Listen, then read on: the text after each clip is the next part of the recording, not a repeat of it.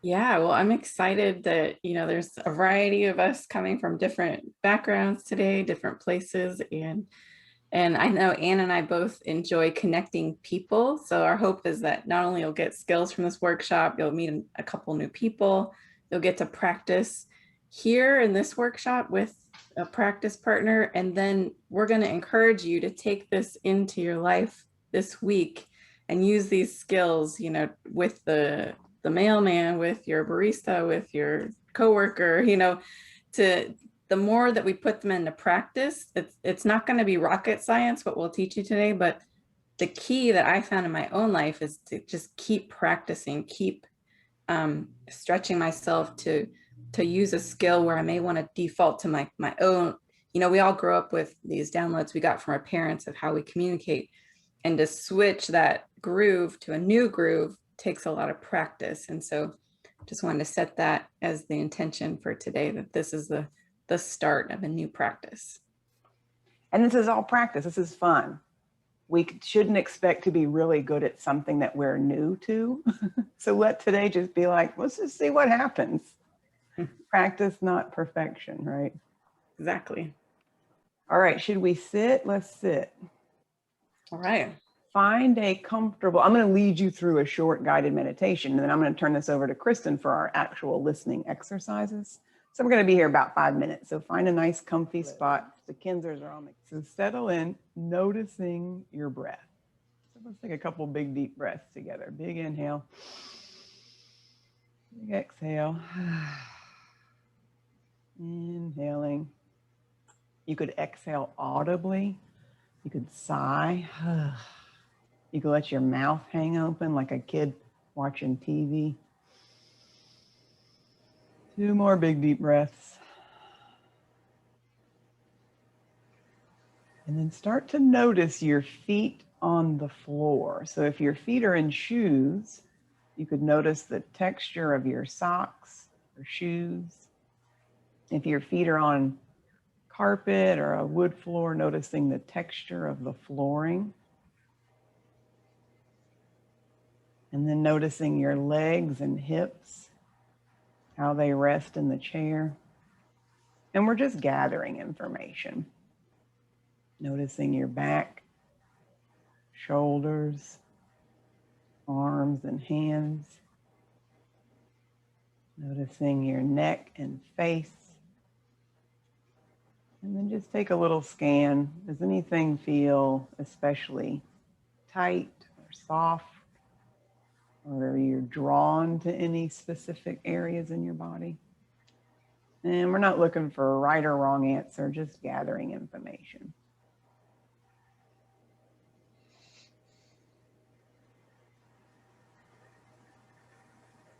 And so as we go through this short breathing exercise, you've always got that breath. You can come right back to your breath. So if any of this becomes too intense or you need a break, just throw away what I'm telling you to do and come back to noticing your breath.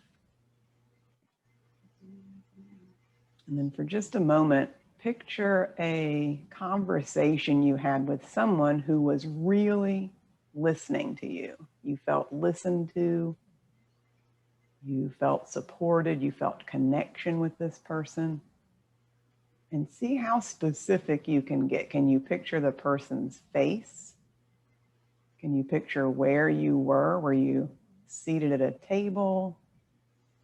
Were you outdoors walking? Were you driving in a car? Where were you with this person where you felt this connection? You felt you were being listened to. How did that feel in your body? Did you feel relaxed or tense? Did you feel warm or cold? And then maybe there was a time in your past where you didn't feel that way. Have you had a conversation with someone recently where you didn't feel listened to? You didn't feel you were connecting effectively? Maybe they were talking over you or distracted. What did that feel like in your body? Did your ears get hot? Did your heart start to race? Did your tummy hurt? Notice any physical sensations that you had when you had this conversation where you didn't feel listened to.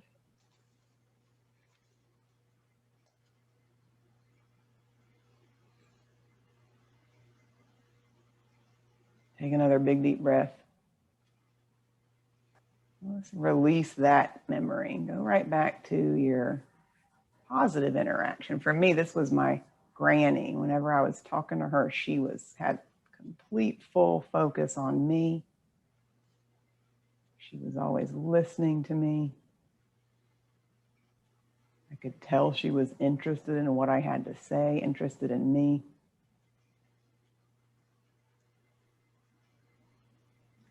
And then let's let go of all of that and come right back to your breath. Let's take 2 more big, deep breaths. Big inhale. Big exhale. 1 more inhale.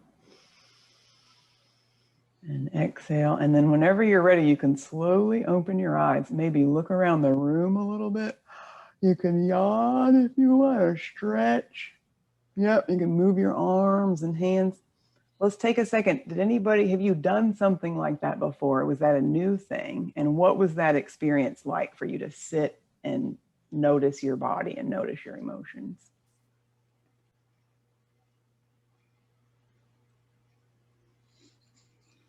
And I purposefully took you through your happy spot, and then you're like, icky spot.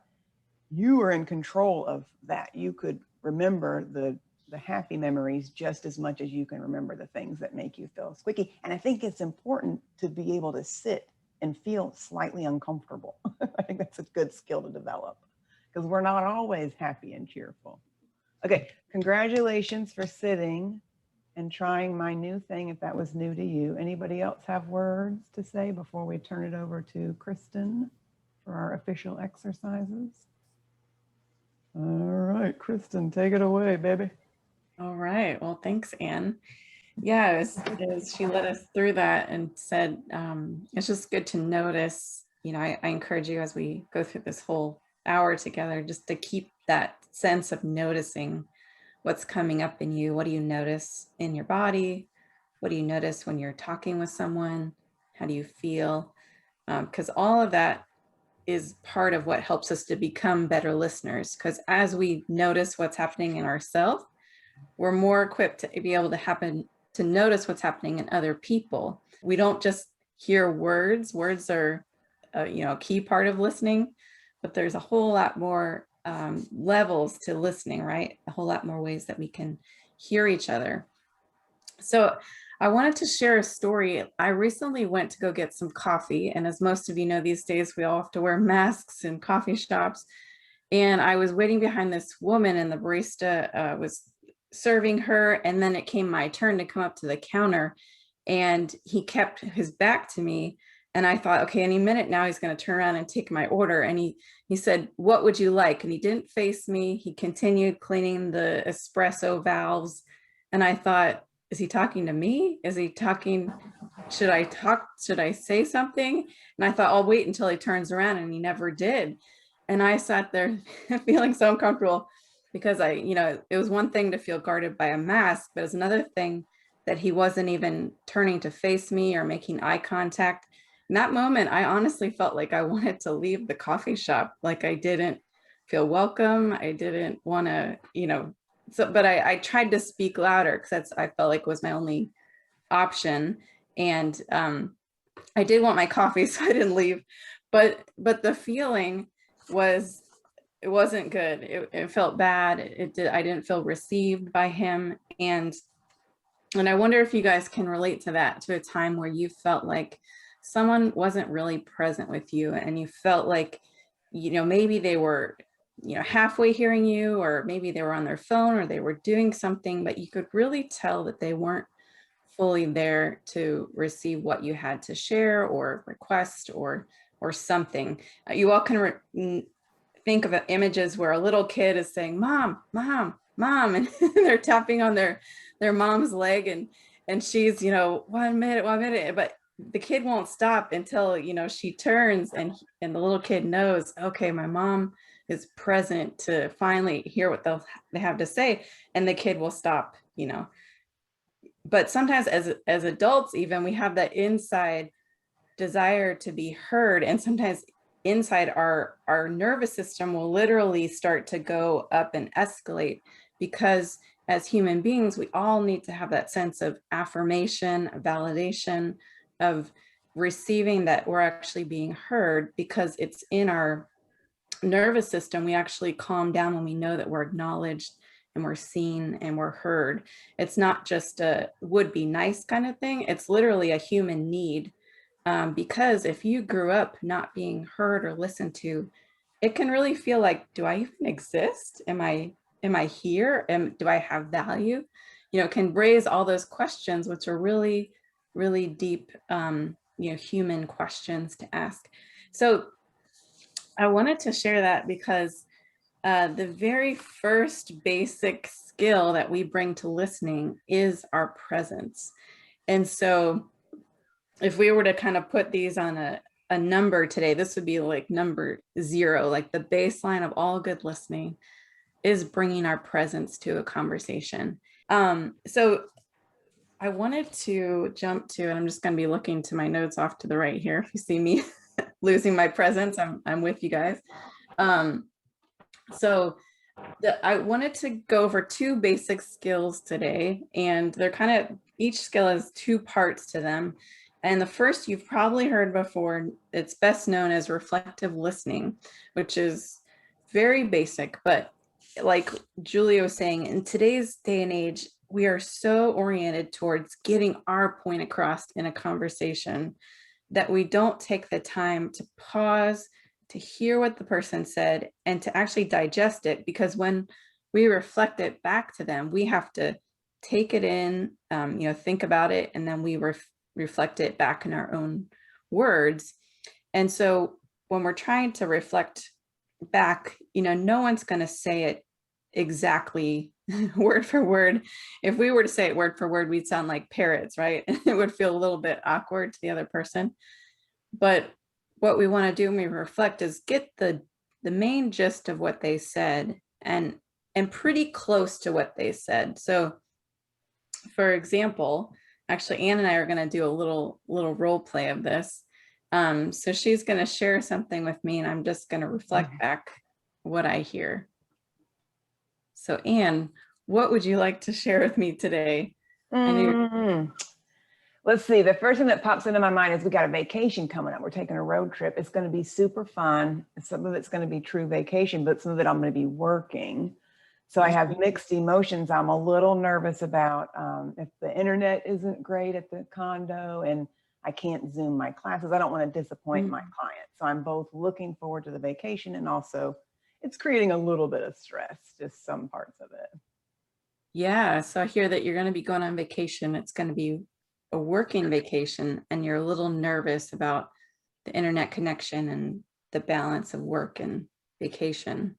Exactly. I feel listened to and heard. Okay, good. So in that example, as a listener, there were a lot of details that she was sharing, but I was trying to stay on the gist of, what was the content, and then how did she feel? I heard that she was stressed, a little anxious about it. So you're trying to get their experience. You're trying to be inside their world for a moment. What is it like to be Anne? What is it like for her to think about this working vacation? And then the part 2 of this skill is, and she did it, she confirmed before I could ask, but did I get that right? Did I understand you? There's a bunch of phrases we can use. Am I on the right page? Am I on the same page with you? So we just want to confirm that we're on the same reality. Because sometimes we can think we hear something, we hear maybe a buzzword, and we think, oh, I already know what she's going to say. And so we have our own perspective, and we think that's what we heard. But we want to confirm, like, okay, and I heard you're going to go on vacation. It sounds a little stressful. Am I following you? Did I get that right? And so you're just confirming with them that what you reflected was actually what they were meaning or intending. So I'm just going to share real quick my screen. You guys can see, but just to just to summarize that, so here are a couple of phrases that you can use as we're going to be practicing this in just a few minutes. So when you're reflective listening, some good phrases you can use are, it sounds like, I heard you say that, so you felt X, or you felt sad, or you did this, or you would have, went to the park. So just some phrases that will help you to rephrase what you think that they said. And then following that is confirm that I got them. So you're saying, did I get that right? Is that what I heard? Did I hear you correctly? Am I with you? So you can jot those down. You may already use those in your regular conversation, but I find it's helpful just to have some key phrases that I hold in my pocket to make sure I'm listening. And the other piece that can be really tempting before we break off into partners is a couple of things to avoid when you're listening. And if you're a human being, you've probably done these before, because it's very common, and you've probably been on the receiving end where it doesn't feel the best. So it can be tempting when someone starts to share their story, or maybe they just want to tell you about their day, and then you hear the problem and you think, oh, I can fix that. Like, oh, I can see the answer, the solution so clearly. And this person may just want to be heard or seen in what they're experiencing. And so the temptation might be to fix the problem or give them a solution. But sometimes I would offer that the solution is just to listen, like that they just want to be heard. And once they're heard, sometimes they can figure it out. But in this case, when you're focusing on listening, there are times to fix problems, but in this context, we're just going to hold off from fixing a problem. The other one is similar to that. So you try to rescue them from a situation or a consequence. Maybe you listen to them and you see, oh man, they're headed for a train wreck. I should tell them what to do so I can rescue them from this outcome. But good listening is not rescuing, especially if they're not asking for it. There may be times when they ask for a solution, but if they're not asking, we're able to just be there, be present, and hear what they say. The other one related to that is giving advice when it's unsolicited. So I'm sure you've had that where you just want to tell a friend or you want to tell your partner about something, and they're ready to give you advice.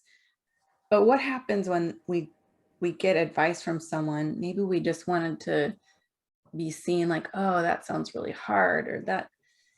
But if we get advice, then we start to feel like, did you really hear me? Or are you with me? Or is it more about you getting your, points for getting giving the right advice? Because sometimes it can be about, oh, we just want to be heard, and we just want to get ourselves out there and say the right thing, versus them really feeling understood. The other thing is joining them in complaining. A lot of times people will complain, so want to get something off their chest. And we say, oh yeah, that reminds me of this problem. And then you start complaining about something. It becomes this big complain fest, instead of, again, them being heard or understood. And the other one that Ann and I mentioned in some of our marketing is this tendency to want to one up what they say. So, you share, oh, I just had this really big success at work. And they're like, oh, and I had this success at work. Oh, and you're trying to outdo the other person. But in the meantime, you kind of killed their experience because they wanted to just, have some affirmation of this great thing they did at work. And suddenly they're feeling missed. Like, oh, did she even see me or acknowledge me? And so how many of you guys, just a quick raise of hand, have done those or experienced those, been on the receiving end? Yeah. Yeah, most of you. So I'm just going to stop sharing, and we're going to, so now is the time where I'm going to split us out into breakout rooms. And so this is what we're going to do. We're going to have 2 minutes each to share something and be listen to. So you're going to have a partner, and the question is, what are you getting so far? What are you learning so far? You're just going to share a couple lines, and then the other person, they're going to take a turn and reflect back what they heard.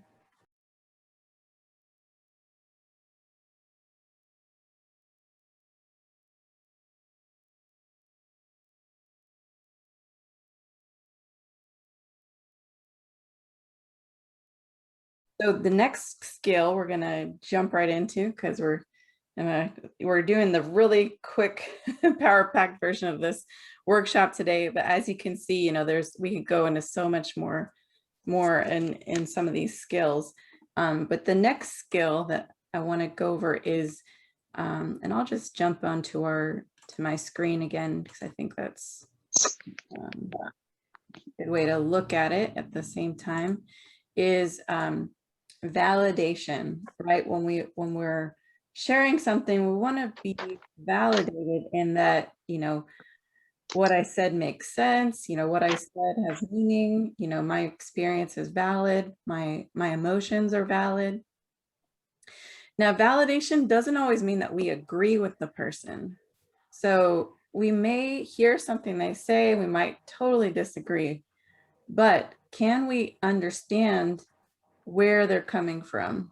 Because this is the key, I think, in a lot of our miscommunication these days, is that we think, to validate their experience means we have to agree, but we can just, say, oh, from your perspective, that makes sense to me that you would think that. We're trying to understand their world, in a partnership. That's that's the challenge, right? We're trying to get, we have these two different worlds and cultures, but how can we become a student of their world and understand, okay, well, you're saying that you think the sky is purple. Well, that makes sense because you grew up, reading fairy tales, or even though you think and the sky is blue. How can you understand their point of view? So some of the things you can say is, oh, I get that. Another one I already said that I didn't list here is, that makes sense. And it has to really make sense to you. You can't just say that makes sense just to get them, just to move the conversation. But if you can really understand, yeah, I understand why you voted for this person because this is important to you. How does it make sense in terms of understanding that person? Or you can imagine, oh, I can imagine why you feel sad because that dog was really important to you and it died.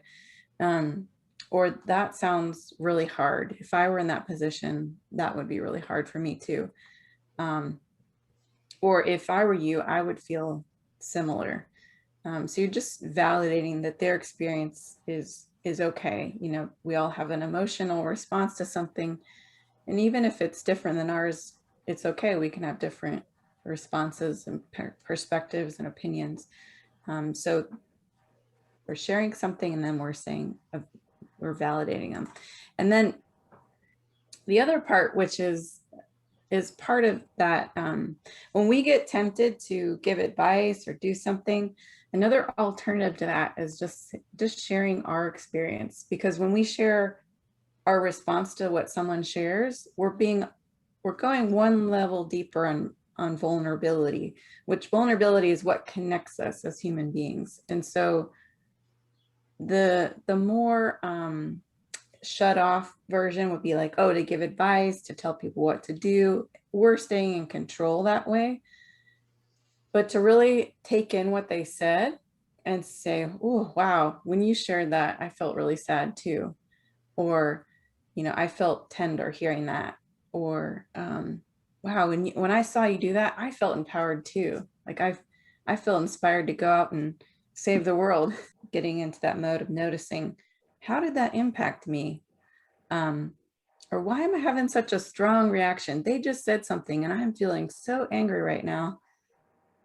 What is that? Like, and maybe you're just even naming that. Wow, hearing that, I felt so frustrated.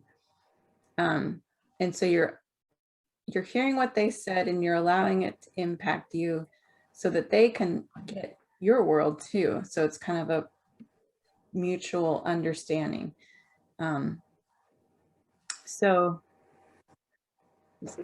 pop out here again. So we're going to practice this. I know our time is quickly moving away. So the two skills are, so we're validating what they say. That makes sense, or I can imagine why you feel that way, or something along the lines that they're feeling like, okay, I was heard and I'm normal. I'm not, a lot of times we just want to feel normal, right? When, oh, that I'm not a weirdo, that I had this experience. And then the second part is when you heard them share that, what did you feel? What was the impact on you? Because it just adds another layer to the conversation. And they can see, oh, sharing that, I made this kind of impact on you. So we're going to do this again with your partner. So partner number one is going to think about a time where you recently felt frustrated, or maybe you felt just a strong emotion of some kind that maybe you got cut off in traffic, something short, just a snippet. You're going to share something. And then partner two is going to validate that experience and share, oh, when you shared that, I felt like I could relate, or something where you're sharing the impact on you. Does that make sense? Any questions?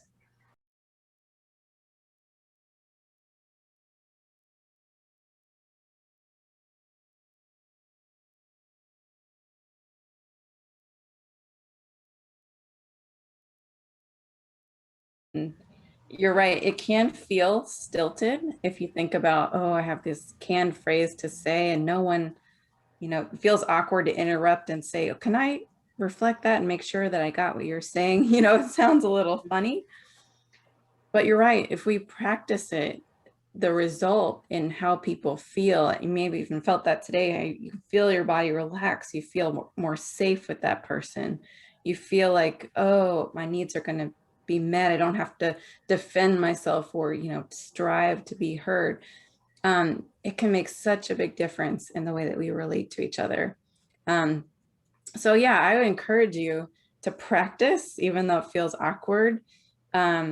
With time, it'll, some of these phrases, if you've written them down, I encourage you just to use those as a script. And then over time, you can make it yours, make it more natural. You guys that are here with your partners today, what an advantage that you're both listening so you can both practice and know where you're coming from.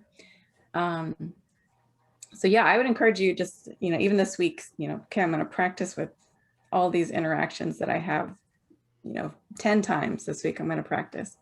Set a goal for yourself. I know, because it's like a dance, isn't it? I mean, you're listening to them, but you're also having your own experience, and then it's going back to them, and then they can get insight about you. So you can kind of see how it's this dance back and forth when you're fully present and really hearing each other. So I appreciate that comment. It's cool. It does deepen it. So we'll be sending you a follow-up email with some ideas of practice and some links, and I'll share, if you guys, I'm doing an offer if you find that, yeah, I could use some help in this area with these skills or anywhere in your relationship. I work with individuals in their partnerships. I don't work with couples yet, but I'll give you that information in the email. So real quick, I want to make sure that Anne gets a moment. She has a class she's going to go to right after this. So we wanted to share with you guys today just our appreciation that you came. I'm going to stick around to kind of debrief and if you guys have questions, but I wanted to make sure she got to say some final wrap up. I'm just so proud of all of you for coming and doing this experiment with us. You didn't know what we were up to. You hadn't met Kristen before, and you're like jamming, you're killing it. I'm proud of you. I do have to buzz out for the bar class. You'll get an email from us sometime in the near future with some follow-up. And yeah, subscribe to our YouTube channels if you aren't already. And I'll see you soon.